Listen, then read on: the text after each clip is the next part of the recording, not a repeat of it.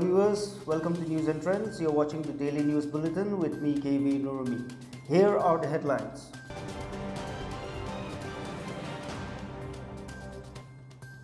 Ten ambulances to be dispatched to various districts to cater to the healthcare centers.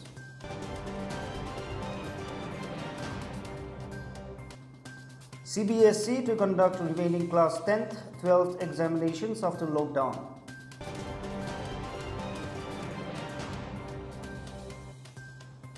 And COVID-19 death toll rises to 934 in India. Cases climb to 29,435.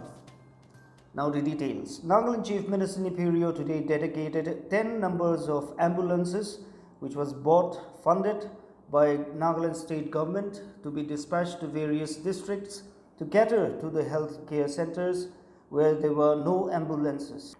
The dedicatory program was held at District Hospital Dimapur. District Hospital Dimapur chaplain Y. Thong offered the dedicatory prayer in the presence of Chief Minister Nagaland Neiphiu, Minister for Health and Family Welfare Pang Yupom, hosts of ministers and advisors, Chief Secretary Nagaland Temjintoi, Secretary Health and Family Welfare, Deputy Commissioner Dimapur, Commissioner of Police Dimapur, Special Committee members Dimapur, CMO and MS Dimapur, doctors and officials from Medical Department and other government officials.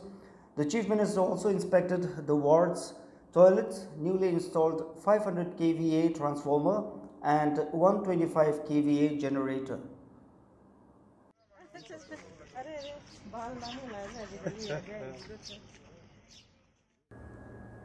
Addressing the Dimapur District Administration, Police, Medical Department and members of the Special Committee Dimapur at the Conference Hall of Commissioner of Police Dimapur, the Chief Minister remarked that Dimapur was doing well so far and encouraged them to continue to work not only for Dimapur but for the whole state.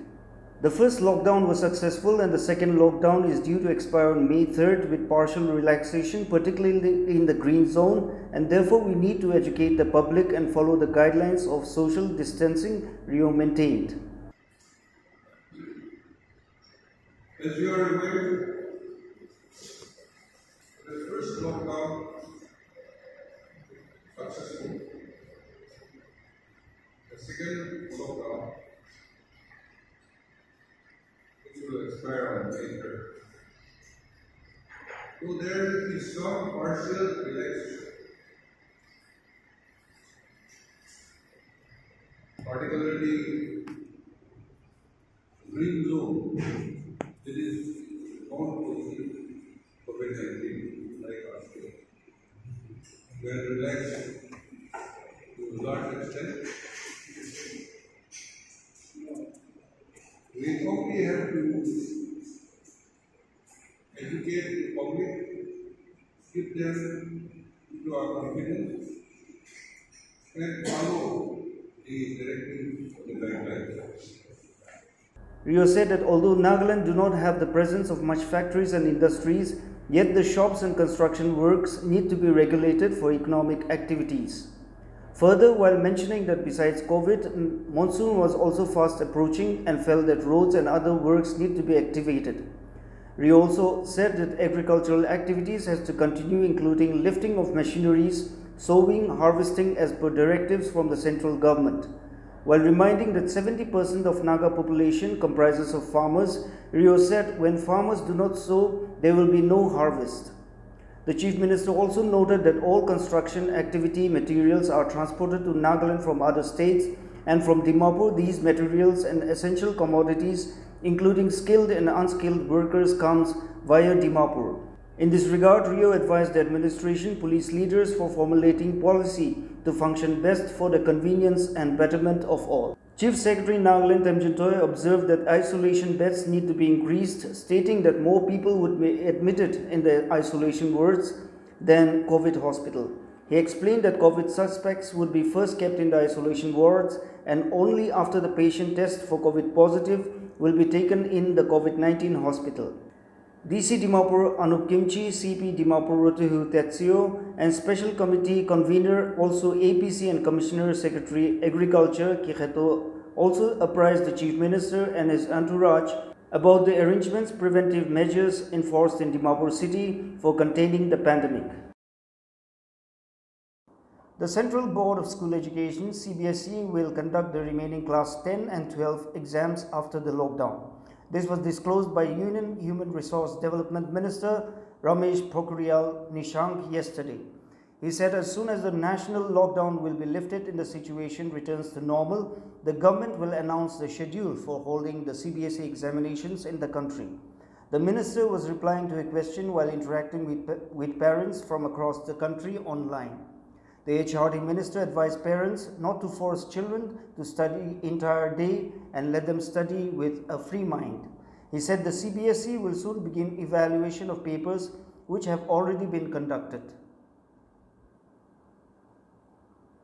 The University Grants Commission (UGC) is likely to issue guidelines next week for the current and next academic sessions, including new schedule for examinations postponed due to outbreak of COVID-19. The Commission had formed two panels earlier in this regard who submitted their reports on April 24. The first panel, a 7-member body headed by Haryana Central University Vice Chancellor R.C. Kuhad, recommended that the new academic year can be initiated in the month of September. The panel also proposed that all the exams which have been delayed should be held in July. The second panel, headed by Professor Nageshwar Rao, Vice Chancellor IGNOU, was instructed to look into how colleges and universities can conduct and promote online classes and issues surrounding it. The exams of all the universities have been put on hold due to the lockdown imposed to combat the COVID-19 situation. The death toll due to COVID-19 rose to 934 and the number of cases climbed to 29,435 in the country on Tuesday, according to the Union Health Ministry. The number of active COVID-19 cases stood at 21,632, while 6,868 people have recovered and one patient has migrated, the ministry said. The total number of cases include 111 foreign nationals. Meanwhile, Health Minister Harsh Vardhan has had no fresh case reported in 80 districts since last 7 days. In 47 districts, no case has been reported in last 14 days, while 39 districts have not reported a case since last 21 days. 17 districts have not reported a case for the last 28 days. Addressing the media, the Union Health Minister said for the last 14 days, our doubling rate is 8.7, while for the last 7 days, it is 10.2 days. In the last 3 days, it is 10.9 days roughly. Today, our doubling rate had been 8.7, and for the last 7 days, it had been 10.2. And today, for the last 3 days, when we calculate, it is roughly 10.9. So I think that's a very, very significant progress. Let's now take you to Kohima, where the briefing is being made on the status of COVID-19 in the state. Good evening. Till date, a total of 639 samples have been sent for testing from the state, including 10 samples that have been sent today. The results of 620 samples have been received and all are negative. The results for 19 samples are awaited. All the district hospitals in the state have also been advised to continue delivery of selected services such as OPD and other day care services till such time COVID-19 related patients are admitted in the hospital, provided that adequate barriers are installed to prevent intermingling of patients and to avoid overcrowding.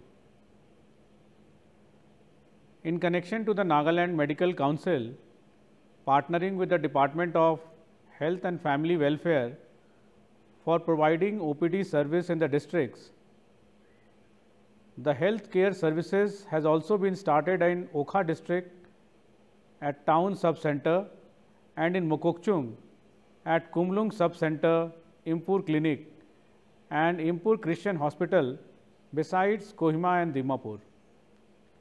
The OPD service will be available from Monday to Friday, 9 a.m. to 1 p.m.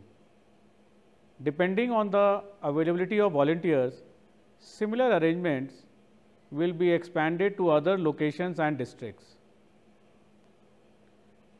Therefore, I would again like to request healthcare professionals who wishes to volunteer for the initiative to kindly WhatsApp their details to 94022458812. The position of availability of the essential goods and commodities continue to be comfortable across the state.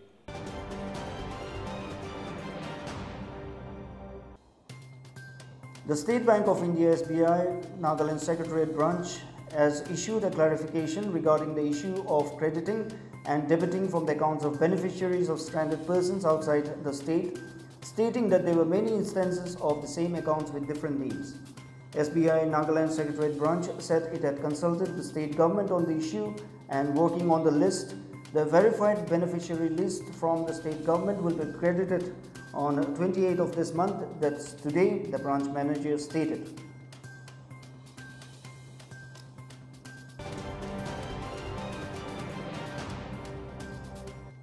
The Nagaland government through the COVID-19 War Room has issued an advisory for movement of vehicles effective till May 3, 2020. It said those allowed within the district and inter-district are those vehicles with authorized car pass, vehicles carrying goods and commodities and medical reasons.